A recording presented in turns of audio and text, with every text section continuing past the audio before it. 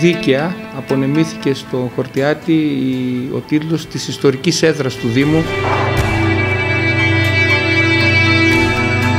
20 χιλιόμετρα νοτιοανατολικά της πόλης της Θεσσαλονίκης βρίσκεται το χωριό Χορτιάτι. Το όνομα του βουνού συνδέεται με ένα μυθικό πρόσωπο, το βασιλιά των Θρακών Κησέα. Η μνήμη των 149 που υπήρξαν από τα τελευταία θύματα του ναζισμού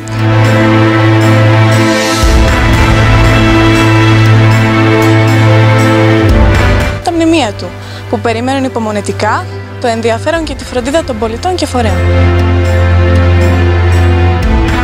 Κατά την είσοδό του στο χωριό, επισκέπτης θα δει στα δεξιά του τμήματος μιας υδατογέφυρας. Μία άλλη βασική πηγή υδροδότησης της πόλης αποτελούσαν τα υδρομαστευτικά συστήματα τύπου Κανάτ. Η Μονή είχε πολλά κτήματα σε διάφορα μέρη της Μακεδονίας και μετόχοι στην πόλη της Θεσσαλονίκης. Αποτελεί το μοναδικό δείγμα απλού ενισχυτικού οκταγωνικού ναού σε ολόκληρη την υπηρετική Ελλάδα. Η εκκλησία του χωριού κτίστηκε το 1837 και εντάχθηκε στα μνημεία του Χορτιάτι, ένα πιθανότητα με το βυζαντινό γεφύρι. Βρίσκονται τα ερείπια δύο ανεμόμυλων.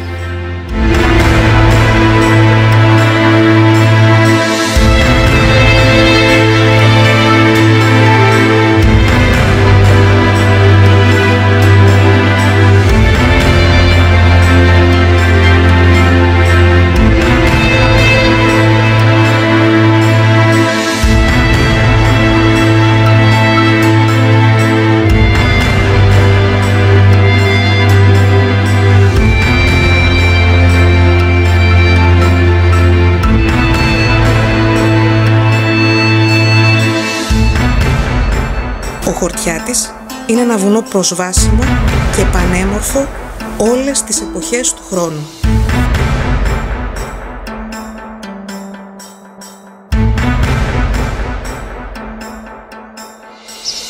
Σας καλούμε να ταξιδέψετε σήμερα μαζί μας στο γοητευτικό Χορτιάτι, έναν τόπο που αξίζει να ζεις.